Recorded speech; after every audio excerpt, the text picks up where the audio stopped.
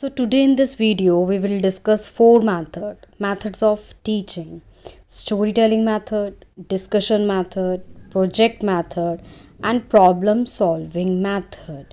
I try to explain all these four methods very briefly, very clearly. So I hope you will like my video. If you like my video, you can subscribe my channel, you can like my video, and you can share my video too.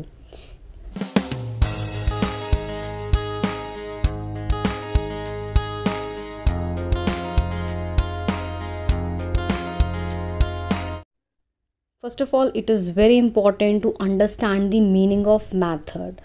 So for that, you can watch my video. I already made a video with brief and clear explanation on concept method. Okay, now we will proceed further. First is storytelling method. It is a skill where narrator, teacher communicates through oral and non-verbal gestures. Means in storytelling method we use both gestures, your oral and non-verbal gestures. It grabs attention to the listeners. Storytelling method basically is a very interesting method. You can develop interest in the your students. You can explain your content very clearly. In sequence, you can explain the content in the form of organizing the event. By organizing the event, you can explain the content very effectively. So in simple language, we can say that your storytelling method is basically your imagination or reconstructing any content. Now, what are the main elements of storytelling methods? So storytelling methods elements are: first is selection of suitable stories. Suitable stories, the age group of students should be selected. The story that appeals and interests the 12-year child will not suit child for 4 years of the age, and it can be vice versa. Then next is your knowledge and interest of teacher. It is very important that teacher should have knowledge regarding that particular content and how to depict your story in front of your student. And if we talk about interest, the style of the story should be natural. It must be interesting, and definitely it must be varied. If the style is interesting, it catches the interest of the pupil and maintains their curiosity. Next is story should be interesting and easy to understand. As we discussed in second point, that story must be short, easy, and interesting. It must be according to the mental stage, interest of the child, and according to the you can say emotional characteristics of the pupil. Story should be short and not too lengthy. Yes, definitely, if story will be very long, at one point student feel boring, they will be start feeling boring. So if, for example, if you are explaining the content Jhansi Ki Rani, if you have taken the topic Jhansi Ki Rani, so you will not be able to explain the whole story from birth till death. You will explain each and every event. So take important event, important incidences of her life, and you can which definitely are connected with educational purposes. You can take those points, so you can explain or you can narrate according your story, according to that. Language of the story should be simple and interesting. Yes, this is very important, that language should be simple and interesting. Basically, the language used in telling the story should be easy and simple and within the comprehension of the audience. If language will be very typical and if students are not able to understand, so yes, they will not take interest in your story. Selection of suitable character. The character of the story should be according to the character of the close surrounding of the people, so that students will be able to connect with the character. Use of action during presentation. Yes, action. When you are doing any actions, yes, it will be very interesting for the student. It will not only be verbal, it will be your non-verbal also. You are using different gestures, you are using different actions, so it will involve the child in your conversation. Sequence of the story. Sequence is very important. The presentation must be systematic. Systematic presentation and proper ordering of sequence is absolutely essential.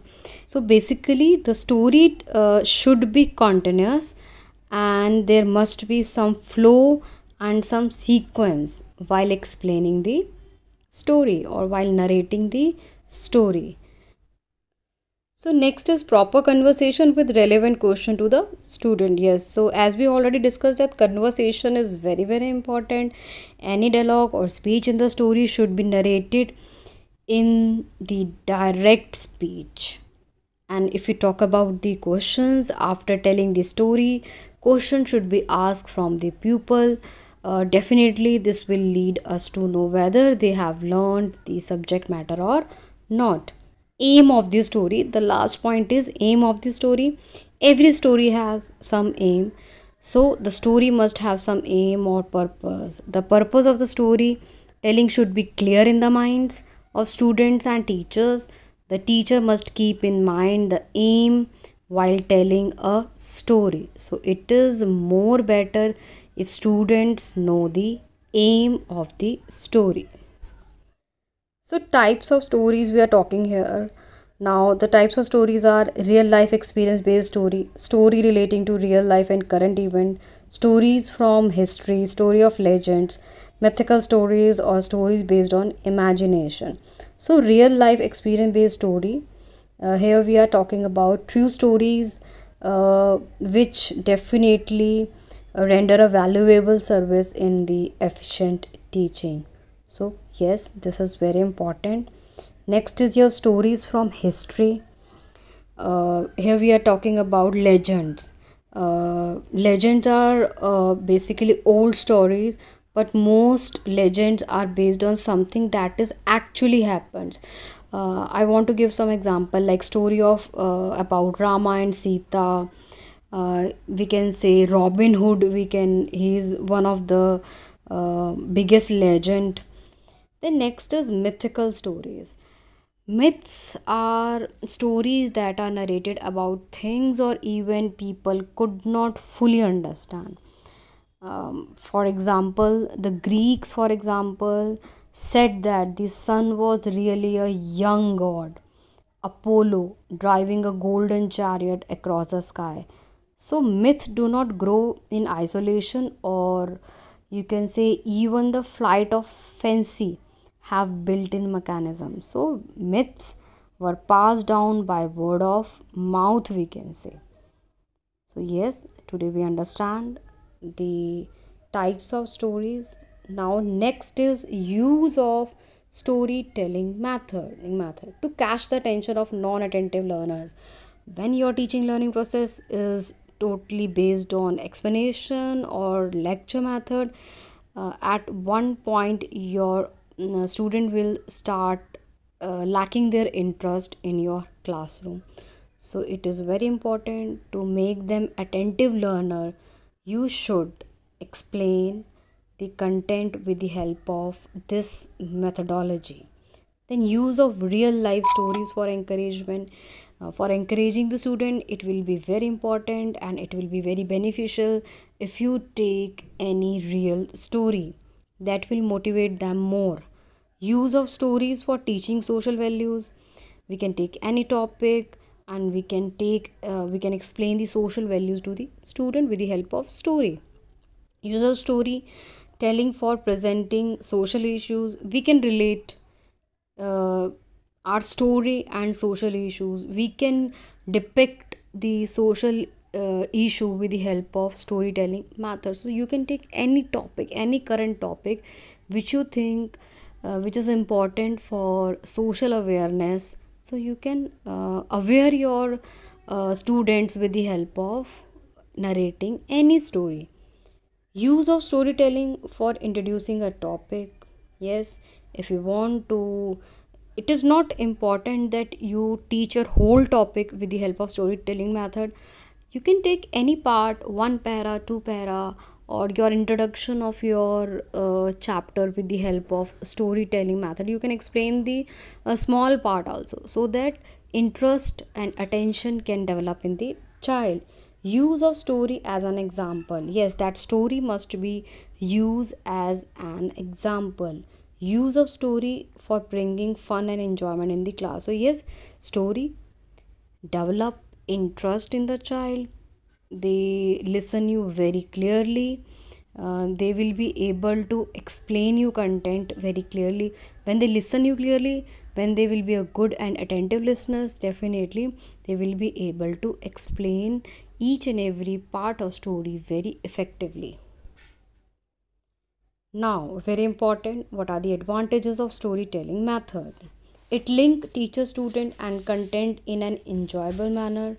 As we already discussed this point, that it develop interest in the child. The style of story definitely should be natural, and it if the style is interesting, it catches the interest of the pupil. So it is important to develop interest in the child. Development of imagination. Storytelling helps you in developing your imagination skill. You, when teacher was narrating the story, you will imagine the characters in your brain. Development of virtues and social values. With the help of stories, you will be able to develop the social values and ethics in your life. Familiarize student with social issues or problem. Such storytelling method or such stories can familiarize the student with such social issues. They will be socially aware about such issues, social issues. Then effective coverage of course content. Yes, when, as I already said, that sometime when you are using same and same repetitive method in your classroom, students start feeling boring. So for your effective teaching learning process, you must cover the course content effectively by using different methodologies. So yes, every method or everything have disadvantages also, so we can discuss those also. Interest element of student, not suitable for all topics, more burden on teacher, efficiency of teacher. So yes, it is very rightly said that you can not be able to explain all the topic with the help of the storytelling method. That is not quite possible. There can be only selected topics. Teacher will be overburdened. She has to write the script every time, and she have to prepare herself before narrating this story. So it will take a lot of time to prepare. And yes, story narration is one of an art. So every teacher is not having that art. If teacher is not able to explain, narrate the story effectively, so there is no point of explaining the story. So yes, today we discuss storytelling method. In my next video, I will discuss discussion method, project method and problem solving method. If you are interested, you can subscribe my channel and press the bell icon also, so that you will get the notification that I have uploaded the videos.